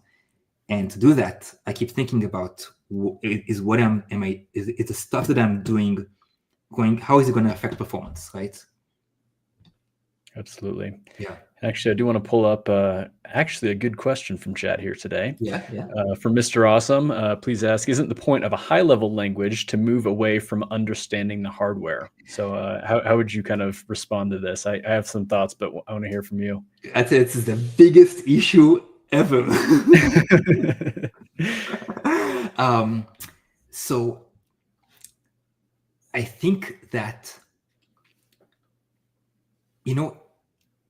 yes, and that is the problem with high-level languages.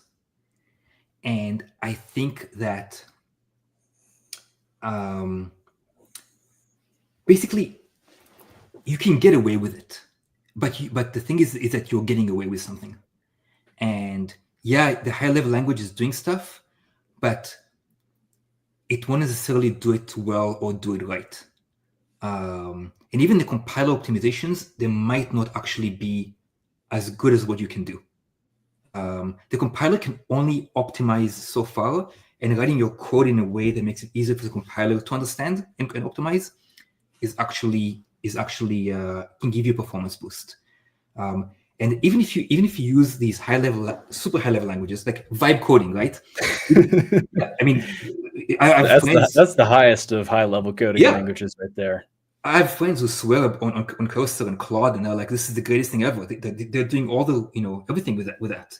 They're like, they're telling me they barely code now, and it's like, okay, that's great. Maybe it works, but once you hit some sort of critical mass, that code is not going to be it's not going to be optimized, and somebody's going to have to optimize it, and that somebody's going to have to understand what is happening, and no one has engineers lying around waiting, just twiddling their thumbs, waiting for work to do. It doesn't happen. The sprints are like, when you work at a company and it's sprint based, those sprints are planned, to the last minute of that day. Nobody has time to say, if somebody says, "Oh, this isn't working well now," your boss is going to go, why is it not working well? Why didn't you write it the right way from the beginning? That time to optimize things later never exists. And that's a big issue with high level, that trying to move you to that. Like, if you talk to Sam Altman, I'm sure he's going to be like, "Oh yeah, ChatGPT is going to write all your code and it's going to be awesome." Right, yeah. But, they're hiring engineers like crazy to write optimized code. And even if they have ChatGPT writing some of that code, there's an engineer there to optimize it afterwards. Yeah, that's what I was saying. It's like, the proof is in the pudding, when your ChatGPT is writing all their code and they don't need to hire any of their engineers, then it's like, okay, maybe there is something to this, but it's that's the biggest problem, is that people believe this, that they can just blindly use it. It's so funny to me that in many ways that's what Unity is. Like, Unity allows you to build games realistically. It allows artists that have no idea about code to build amazing games. I have friends who they build stuff, and I'm like, "How did you build this?" And they're like, "Oh, I don't know. I took some script from here and some Unity asset from there, and look." And I'm like, "Damn, this is really good." Have, insight. And then it's like, once something breaks, then they just they're stuck. Yeah, they don't know how to fix it, and But if they're not, if they don't have that game designer who tells them, "Hey, I want this specific thing," then it looks amazing and everything looks great. But at the end of the day, when you actually have to build stuff for customers, at some point, I think you need to actually look at the performance, and understand what's actually happening behind the scenes.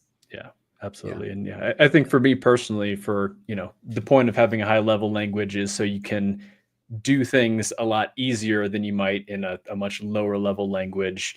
But it's nice to have something like C# where you still have the ability to go a little bit deeper and make some of those like optimizations in the cases where it's absolutely necessary. So I know when we're talking about data-oriented design, we're talking a lot about the lower level things, but I mean that's not what you're doing all the time when you're programming. So it still is nice to have all these features that come with a higher level language like C# or so on. Yeah. And the cool thing, I mean, if I write a tool and I don't care how fast it is, I'll use a dictionary and lists. Why go to the trouble of figuring out how big the pool is and stuff like that, right? Sure. Yeah. But so yeah, it's totally fine. Well, I haven't actually used Claude or ChatGPT to do that kind of stuff, but maybe I should explore that and build some tools with those things. But when it's a game that's running on a target hardware and many different hardwares, and shoot, your game is running fine on your MacBook Pro, or I don't know, AMD, Threadripper, whatever machine. But tomorrow your game is going to be popular, and you want to release it on the Steam Deck, and good luck. It's so it's really important. The cool thing about data design is that already that by placing stuff into arrays, you're already making things performant without having to actually understand how is it actually laid out and what actually happens and what works. One of the things we do is like, okay, all my enemies are in an array, but some of them died. So now I have an array of alive enemy indices. And these indices might be, everywhere in the array, right? And sure, I could optimize that even further and have an array of all the positions and direction and velocity of only the alive enemies. But it turns out that's actually pretty much overkill. You're already pretty much cache efficient just by having these indices that are pointing to something. You're way more likely to have, maybe it won't be in the L1 cache, but it will definitely be in the L2 cache at least, right? So you don't have to optimize to the point where oh my God, all my data has to be there. But just the fact that you're writing things in arrays, you're using data locality, that already makes your code, usually sufficiently, efficient. Right. Yeah. So then, getting back to your book a little bit, you're kind of doing it in this early access period, right? So you're kind of releasing it basically one chapter at a time. So what's kind of the status of the book as far as what you what are some of the concepts you have right now, and what are some of the ones that you're going to be adding over the next few months here? So there are 5 chapters out and an appendix. The appendix is a concrete example that we showed how moving data locality and stuff and moving things into arrays, showing how that increases performance. The first chapter is just about data design, CPU cache, performance, how it can be used to reduce code complexity. Second chapter, as we said, is about memory, stack, heap.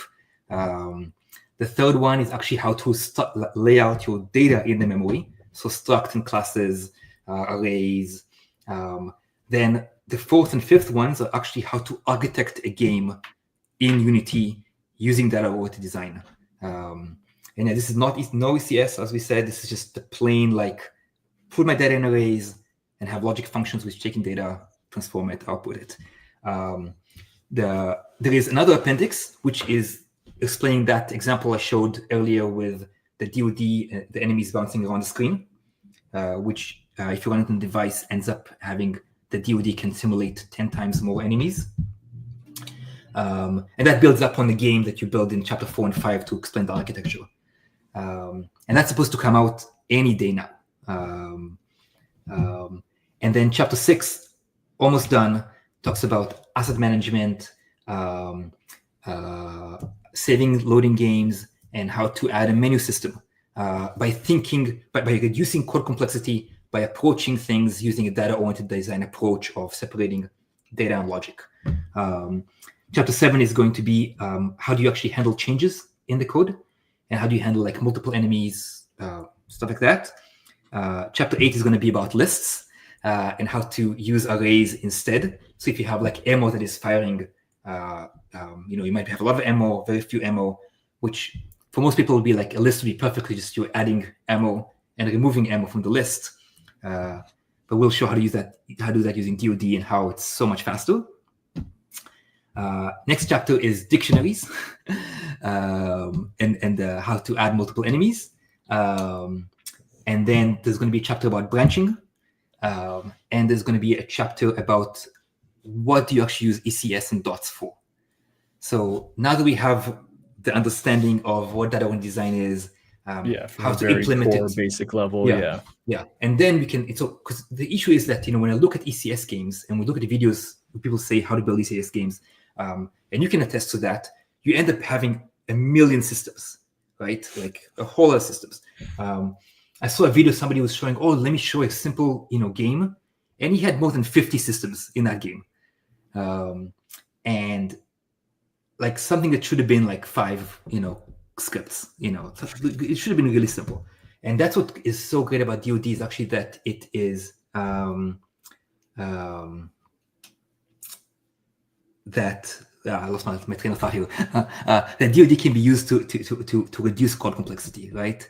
Right. And the issue is that ECS is again that it's that OOP design pattern approach of saying, oh my God, my data has to be in arrays. Let's use a pattern that happens to use arrays and add all that data in there. And then you see people adding all these ECS systems, the Baker, like all that stuff. And they have one line of logic to actually do something. And it's like, why did you? Many times. Yeah, and it's like, why? And I think this is why ECS hasn't caught on, is because people look at it and they go, oh my God, like I have to make a million systems and I want to make a change in one of them. I have to, it's not easy. And so once the book lays out the foundation of let's put things in arrays, let's have a game data class, let's have our logic in static functions, then we can go, okay, we're using an OOP engine. The only way to interact with this OOP engine is through ECS. Let's see how we can use ECS only for this part, because that's the problem we have to solve. And by the way, I do see that we have a chapter suggestion here from Bante. Always interested in how people approach the inheritance polymorphism problem, which OOP solves really well, but in data-oriented design. Chapter 1 talks about that and has an example of why OOP is. I'll tell you what happens especially with inheritance. Is so you have your base object, right, with some data. And then you have objects that are like, this is different data, this is different data. You always end up having an object that has some of this data and some of that data. And then your option is either to percolate it up to the base object or to create another base for these two that shows that data. And what happens is that if you work on big OOP games, is that in the end, you have this giant base class and then the really tiny classes that do inheritance out of it. And it's really like, even if you find the best architecture ever for how to set up your objects, the first thing a game designer will do is look at it and go, let's do something that breaks this completely. So I would say that when we worked on Lost Island, so we had, this is a match 2 game where you have these blockers on the map that react differently based on things that happen in the map, and they can react to other blockers. And we had like 100 of these, and they could affect each other. And every blocker, when we had a new blocker we had to build, it was like, okay, so this blocker is kind of similar to that one, but also this one. So do we want to inherit from this one or from that one, or make a new class? And we had to look at the entire 100 objects to figure out how to fit this object in there. And it was a huge nightmare. And a lot of times we couldn't do it, or we had a designer, we would tell designers, we can't have these two objects together. You have to build maps where this doesn't happen because of bugs, crazy issues.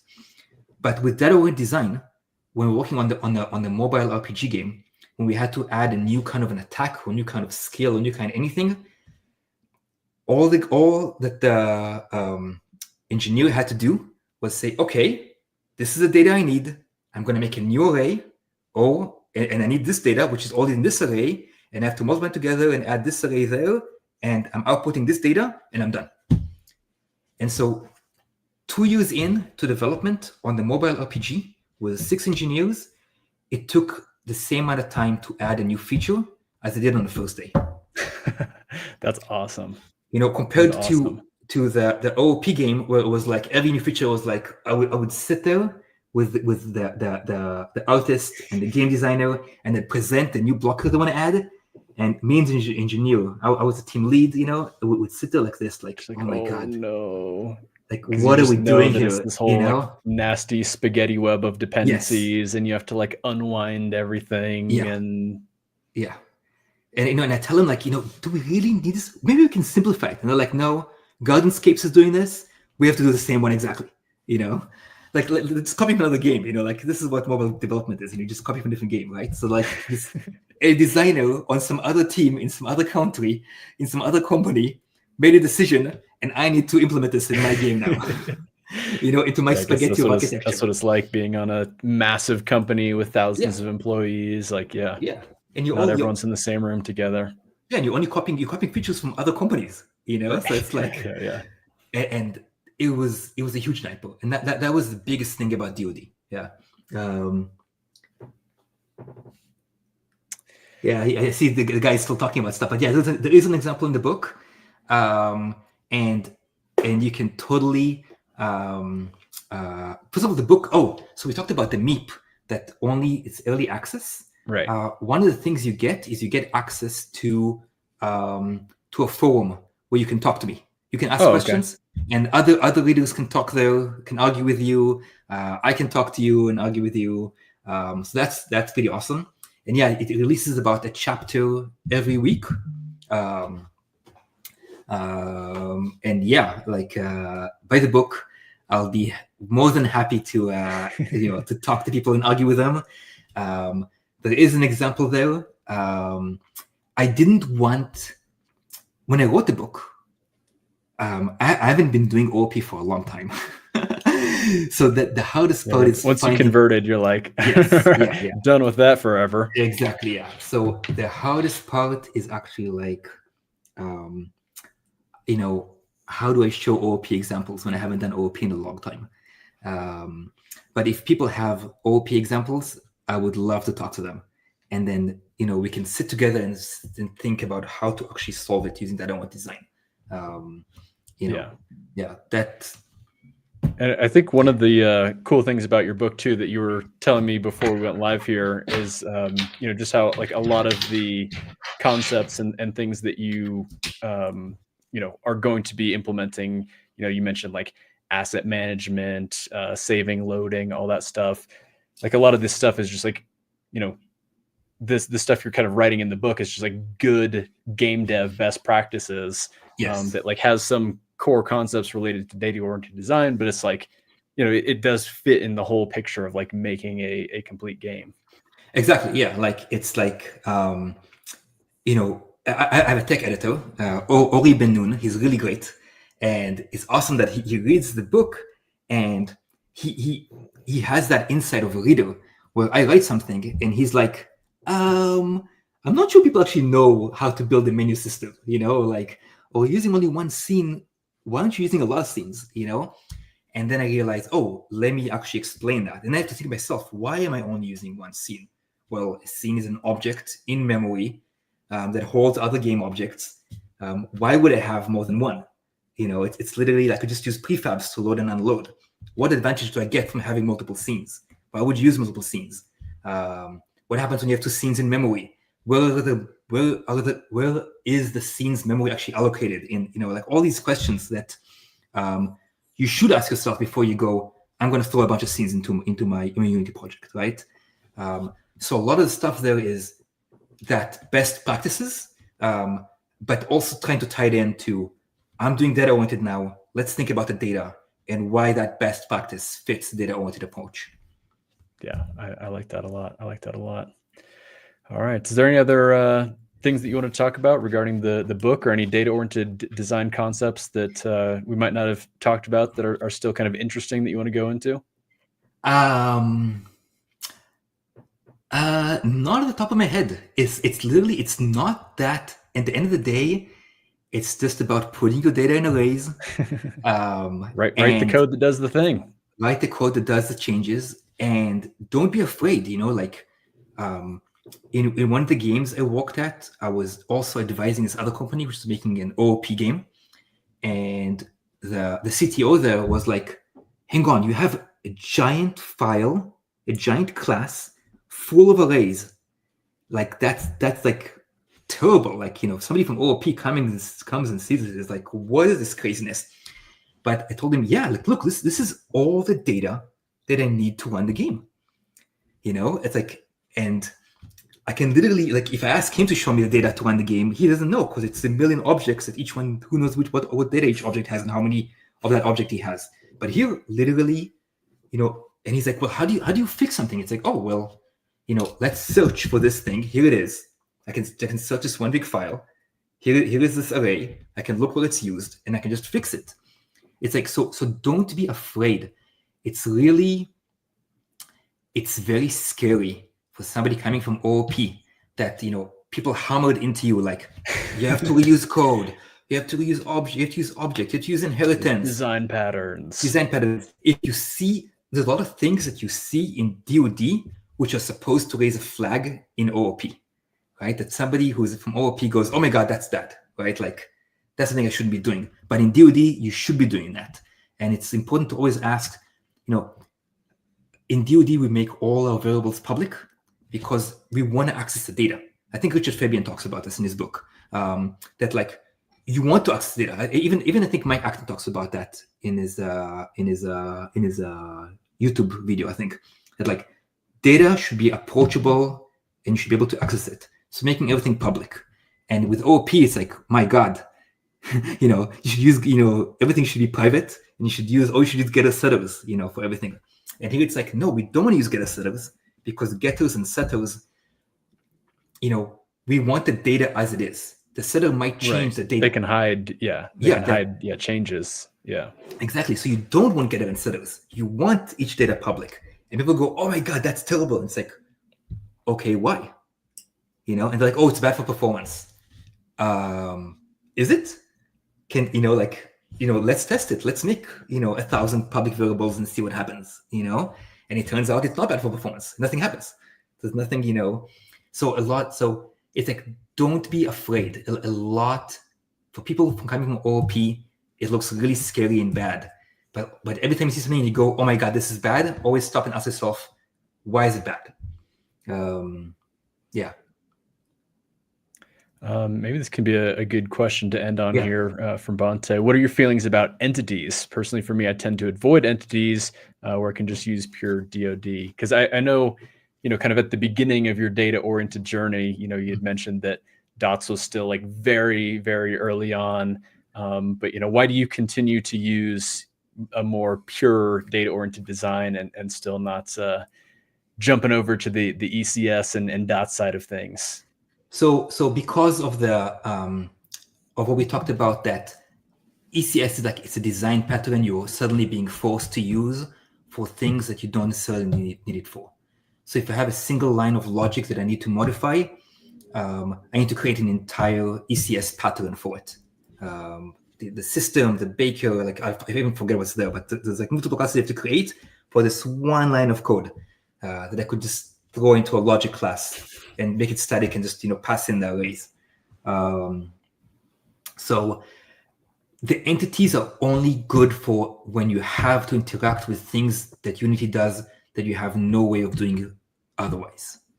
Like, I don't know, actually visually displaying the object on the screen and positioning it.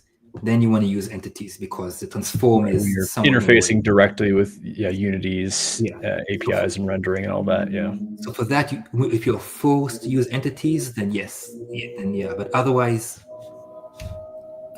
always better to remove to focus on the DoD only. That's fair. I still typically, tend to like entities, even though it is like a, like you say, you got to create, an authoring and component and system for a lot of times some pretty simple changes. But I mean, I kind of like the whole just essentially like composition over inheritance model where you can have these little components and authoring scripts kind of like be like building blocks basically to, add to different entities. And then, if you already have a system created, then that entity now just can like have that functionality. So I think there's like a lot of cool benefits, kind of going back to some of the architectural advantages of data-oriented design, but definitely better than OOP. Either way, I think, we can both agree on that. Yes, definitely there. Yeah.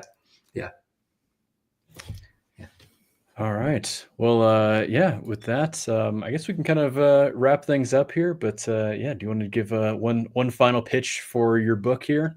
Yeah. I think the biggest thing about the book is there's a lot of videos out there that explain about data-oriented design. But the reason I wrote the book is because nobody actually explains how do you actually build a game using data-oriented design. It's one thing to have Mike Acton talk to you and tell you how your data should be in arrays, or to see a video where people show, where you show, that how data fits into the CPU cache, but then taking that and being like, okay, so what do I actually do with that in my architecture? And that's like what the book is supposed to be, right? Like, how do you actually take these data-oriented design concepts and actually build a game in Unity using them? That makes sense. I like that. That's actually to kind of plug my own little product here. That's one of the things that I tried to do with my asset store product is, totally. I created a full game, released it on Steam, and then over on the asset store, I basically put up all the project files with a ton of learning resources associated with it. So just kind of, wanted to show, how this is all used in an actual game project rather than, a lot of these kind of contrived examples, which I certainly have all over my YouTube channel, which I think are helpful to, like learn the base concepts. But I mean, really, if you're making a game, you need to know all the, little things of, like, creating a save system or asset management. And there's all those kinds of things in there. So that's always like, it's like when you watch a video about a specific subject or read a book, and it's like, okay, that's great, I'll do that. And then you start working on it, and then you get stuck at some point where it's, as you said, like you have to save the game, and you're like, ooh, I'm stuck. I don't know what to do anymore, right? So having the complete game, that is like, it's such a benefit because you can actually see like, oh, this is how they actually put everything together. Yeah, totally.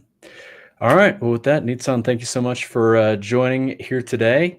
And thanks everyone for watching. I don't know what was going on in chat today, but I hope you guys had fun regardless.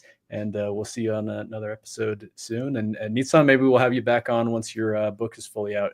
Because this is a ton of fun. And I'm looking forward to getting into, actually reading the book itself. So looking forward to it. Awesome. Thank you. Absolutely. All right. See you later, everybody.